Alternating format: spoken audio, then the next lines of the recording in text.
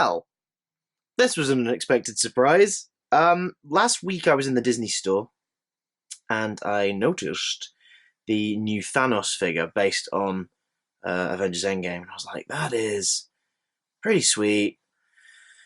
Maybe I'll pick it up. Oh, it's $26.98, something like that. So I'm not, not in a rush, but whatever. Then I heard about the Hulk figure coming out. Now, I collect Marvel Legends, not Marvel Select. I think I have 3 Marvel Select figures in total. I've got an old school Black Cat one they did. I've got Thanos, which I love, which is a comic book style one with Lady Death. And I've got a Deadpool one, which is alright. I like him. It's just the easiest Deadpool figure to get at the time. And he's travelled with me to lots of different places I've lived, so I've got a soft spot for it. But I don't normally get Marvel Select. I tend to get Marvel Legends if I'm buying Marvel figures. However, these two, at the moment, are hard to get hold of as Marvel figures in terms of the Endgame version. For example, Hulk. There's just a version of him in his pants. So, I guess, based on the one scene where he's mimicking his old self in the continuity of Avengers, that's a builder figure. I have 2 figures from that wave, Rescue and Shuri. So I've got the leg of that Hulk and the torso of that Hulk. I'm not looking to get the whole wave. I only really collect MCU Marvel Legends at the moment. So this is my best chance of getting an Endgame Hulk. That's for Thanos. I've got Ebony Maw and... Oh, who's the other hero in that wave who came with a piece of... Ronin. So I've got Ebony Maw and Ronin. And they came with bits of Endgame Thanos. But again, I'm not going to collect the whole wave. So when I saw that Thanos in Disney, I was like, maybe I pick this up, and that way I've got a version of Endgame Thanos, but it'll be a bit out of scale. I'm not sure. And 26 quid, I can't justify it. I don't know. Nah, blah, blah, blah, blah. But then I heard about the Hulk, and I was like, 2 figures based on this movie. 2 of the buggers. And then I looked on Disney's website. This is not a sponsored post in any way. If Disney's shop would like to sponsor me, please feel free. I'd love to review more of your toys. But these are Disney Store exclusives by Diamond Select, as is the case with all Marvel Select figures by Diamond Select. But these are Disney Store exclusives. And on the website, there was a January sale. Certain items had a certain amount of money taken off. As a result, buying both of these together with postage came to just over £40. Now, they're 26 odd quid in store. In fact, there's the price tag on Hulk. He is in store £24 here in the UK, and Thanos is £26.95. So already I've made a saving of at least a tenner buying these 2 from the online store, and that's with delivery added on top. So that's amazing. So what I'm going to do is I'm going to crack them open, have a look at what they're like, and kind of compare them scale-wise to the Legends, because the Select figures are always a little bit bigger, but hopefully these will be a fun addition to my collection. Bam, bam, bam, bam, bam, bam, bam. Okay, here he is. It's the Hulk, boys and girls. Likeness to Ruffalo, or Ruffalo Hulk. Not bad. A bit much of a grimace, like that side of the mouth and that side of the mouth, they sort of slope down a little too much at the sides, more so than the character would normally have. So I maybe would have reduced that, or maybe it's just emphasised by the kind of the philtrum, but I don't know. But it's not too bad. It's pretty action stance heavy. He of course only looks like this in the movie for about, 5 minutes before he clicks the Infinity Gauntlet and his arm shrivels up. He comes with 2 sets of hands. He had the closed-handed fists in the packaging. I decided to give him the grabby ones because it's just a little, more interesting. You can do more things with those. Also, my only other sort of standardish Hulk, bloody hell, is back there, and it is the Age of Ultron one who has closed fists, so I kind of wanted to spice things up. I have another Hulk, I have the Ragnarok Hulk, but, So, yeah, I quite like him. His articulation's really stiff. One problem with a lot of the Marvel Selects is some of them have really plain paint applications, so not a very detailed face. Like, the paint's there. You sort of see the reddening on his cheeks and bits of stubble and things like that, but it's not as good as the Marvel Legends. However, he's nice and solid. His articulation is a little stiff, especially around the waist. I've only managed to move it like a fraction. I don't want to jinx it, but he's a nice build, nice hefty figure. Pretty cool. I'm a fan of the Hulk one so far.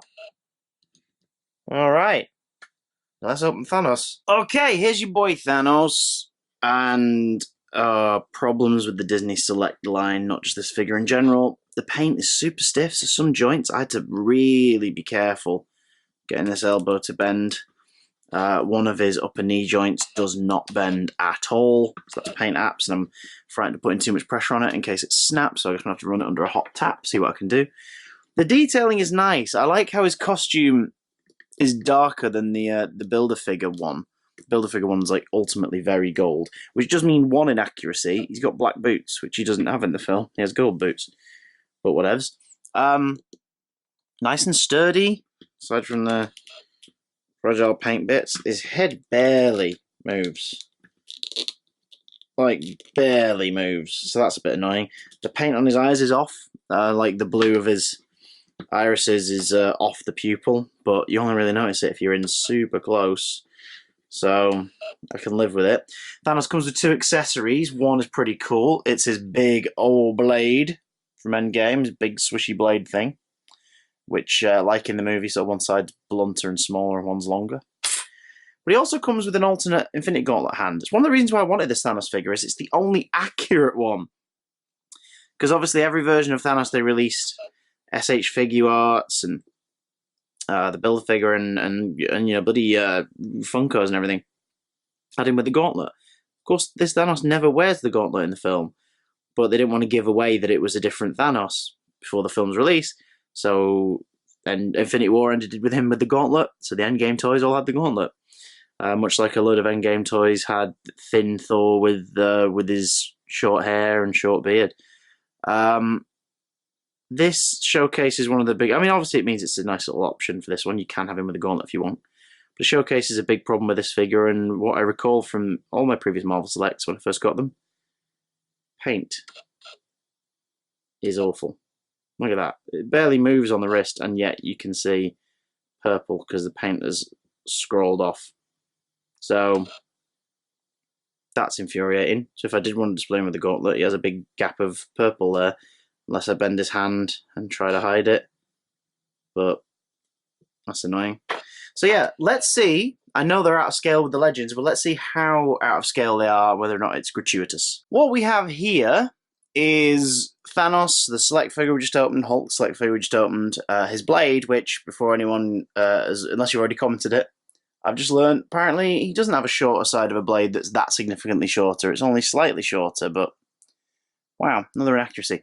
We have Thanos from the 3-pack from 2018. So Thanos, Doctor Strange, and Iron Man. And we've got the most recent Iron Man based on Endgame, just for height comparisons. So, yeah, these guys are definitely bigger. Put them directly next to each other.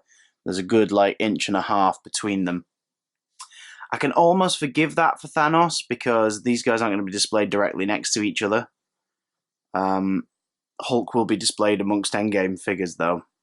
But he doesn't look too unbelievable for Hulk. Like, Hulk is always a good, like, 2 foot taller than his fellow Avengers. So I can kind of buy Hulk's height. Thanos is a bit gratuitous, but depends on where you display him, fam, and what he's doing in the display. Okay, so that is the Marvel Select Thanos and Hulk from Endgame. I'm not going to be getting the Captain Marvel because she's not based on Endgame. And I already have the Marvel Legends Captain Marvel based on her look from that film. So I'm not in a rush to get another one. What do you guys think? Have you got hold of these figures, either of these figures? Did you find them worth it? Did you have paint problems like I did? I'm happy to add them to my collection. And I'm happy that I still essentially spent £20 each on them, which is way cheaper than it would have cost to try and collect all of the Build-A-Figure parts for them in the Marvel Legends wave. I think he's going to fit in with the collection much nicer than he is, but he's a really nice display piece, so I'm happy to have him. What about you guys? Let me know down below, and I will see you all again soon. Another figure review. Maybe I'll drop my Ko-fi link in the bio in case you want me to buy more toys. Alright, bye!